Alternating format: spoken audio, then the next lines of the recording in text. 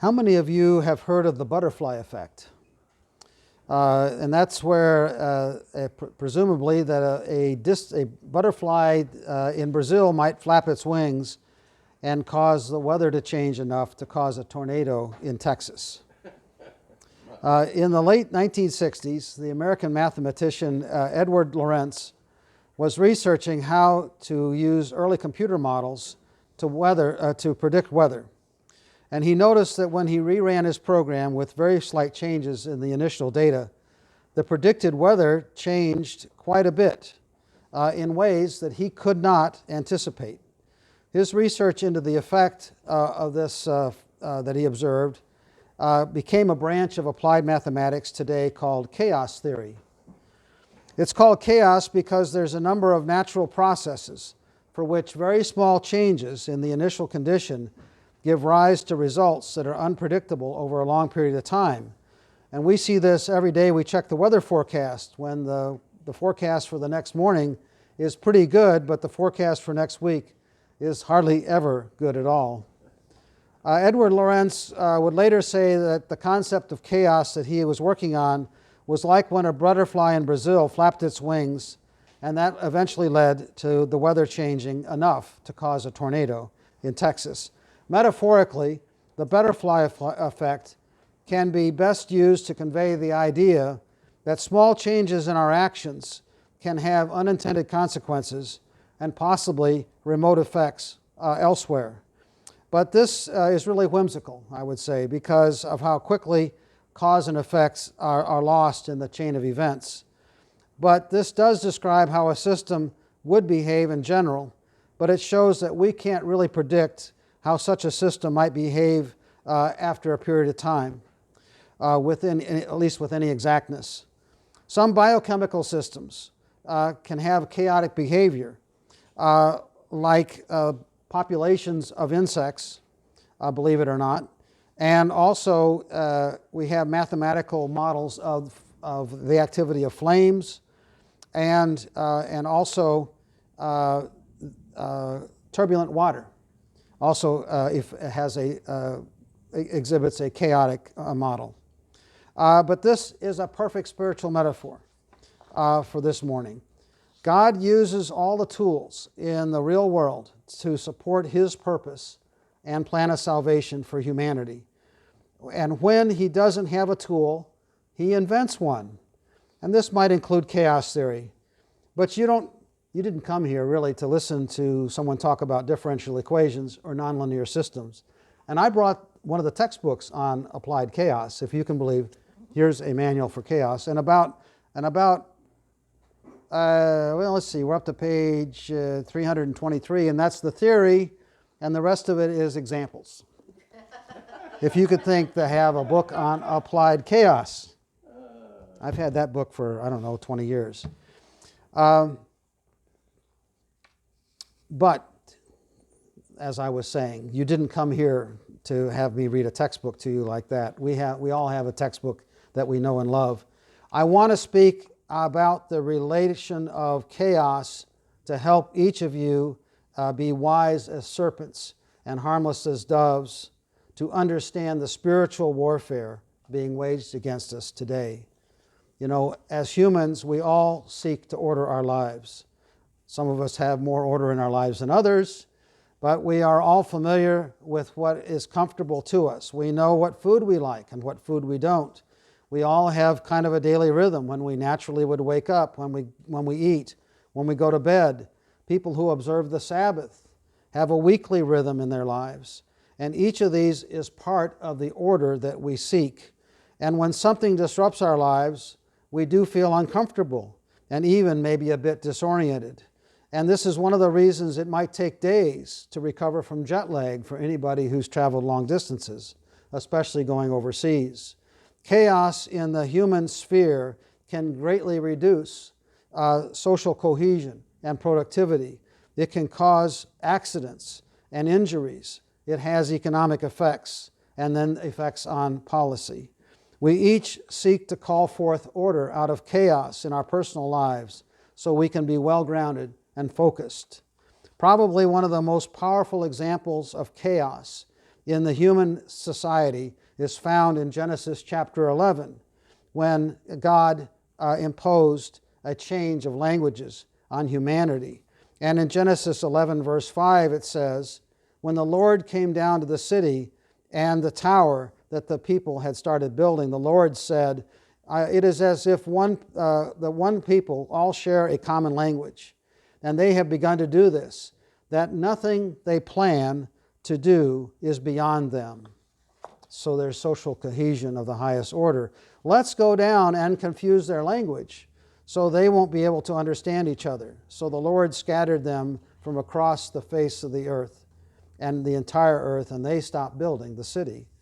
So the utter and pervasive chaos was immediately had an effect, and it caused the disruption of this effort. And without needing to take any other action, the tower project was immediately stopped. The plagues that God imposed on Egypt certainly caused chaos in their society. And at the end of the age, we read in Zechariah 14 that on that day there will be great confusion from the Lord among them, and they will seize each other and attack each other violently. So as I said, to accomplish His purpose, God uses all the tools in His toolbox. And if He needs a tool, He goes and makes one. And we know from a multitude of verses that the Creator God is a God of order. Indeed, orderliness is a value that He wants His people to have. You know, we have heard that the heavens God's glory do declare, the skies His handiworks teach. Kind of implies massive order. Order so much on a scale that's unimaginably large, further than the eye can see, or even the James Webb Telescope can see. That order is like clockwork in that case. But in 1 Corinthians 14 it says, our God is not the God of author of confusion, but of peace, and in all churches of His saints. And it says in 14 verse 40, let all things be done decently and in order. Now there have been hints in the last few weeks that a new strain of COVID might be used for another campaign of fear-mongering and attempts to change our behavior. I saw a video on Twitter just a couple of days ago of a large retail parking lot that was being torn up by construction equipment to put in dozens of package pickup lanes. Where were the people who had this store aware that the public was soon going to change their purchasing habits and the way they shopped and demand no contact pickup once again? The earliest date I could find where the name of this strain of COVID was published was August 7th. That strain was officially called EG.5. It has been named Eris strain, the Eris strain, E-R-I-S. That also happens to just be the name of the Greek goddess of chaos. What inspired the medical community to choose that name? Based on the fruits of the first COVID breakout, this might be a spiritual alert for people who have eyes to see it. Chaos describes something that appears to be random disorder. Chaos describes an effect, a physical effect that appears to be random disorder, but in reality, it's a repeating pattern. And that's exactly what Dr. Lorenz discovered, was the mathematics of the repetition and the mathematics of the pattern. Satan is also aware of God's toolbox and seeks to use any tool he can to advance his agenda in the human sphere. One of the main tools is chaos. Only 2 short years ago, we can recall, if you'll remember back that far, we recall the pressure to stay at home, to wear masks, to keep distance from each other, even to not assemble for church. And let us also recall that only a few days after George Floyd was murdered in May of 2020, how widespread the protests became.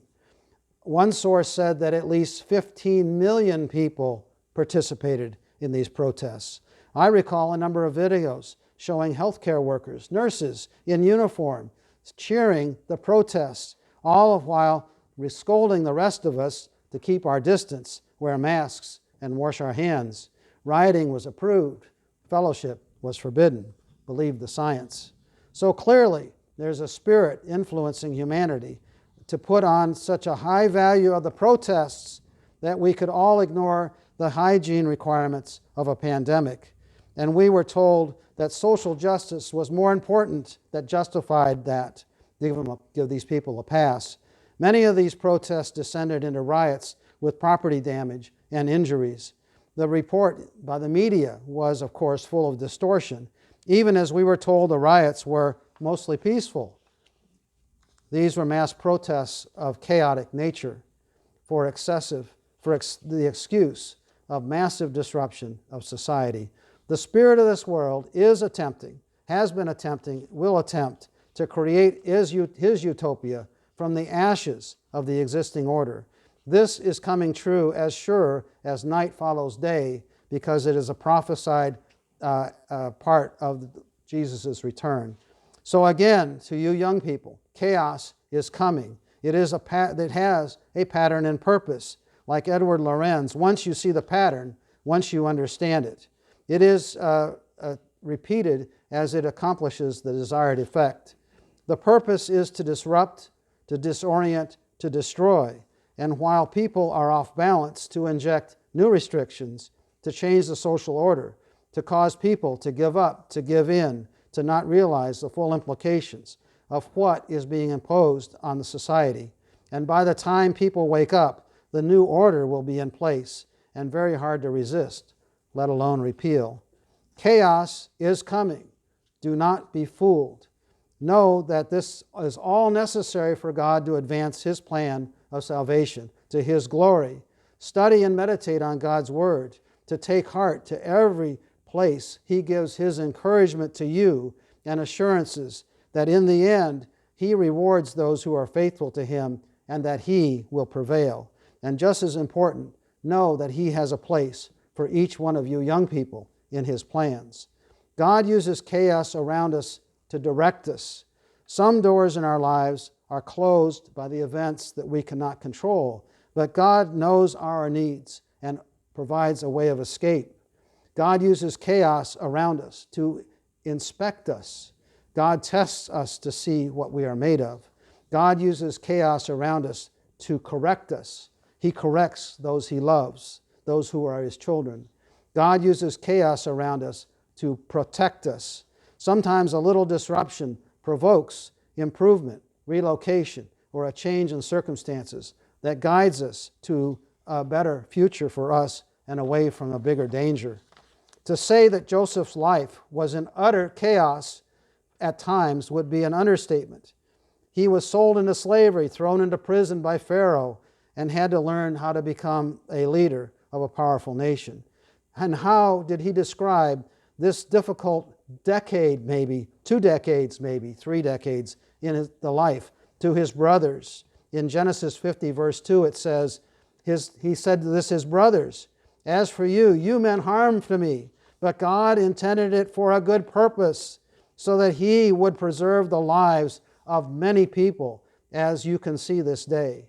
So all that chaos that Joseph was subjected to was to put him in a position years in the future to be used to save the lives of an entire nation of Israel. God knew that Joseph could finish the job. Joseph was directed, inspected, corrected, and protected. God is not a respecter of a person, and He will do the same for you. So that's a good point to end on. Be wise, know that chaos will come, and it will only get worse over time, but it's meant for a good purpose in the end, for each of us and eventually all humanity, as God carries out His plan of salvation.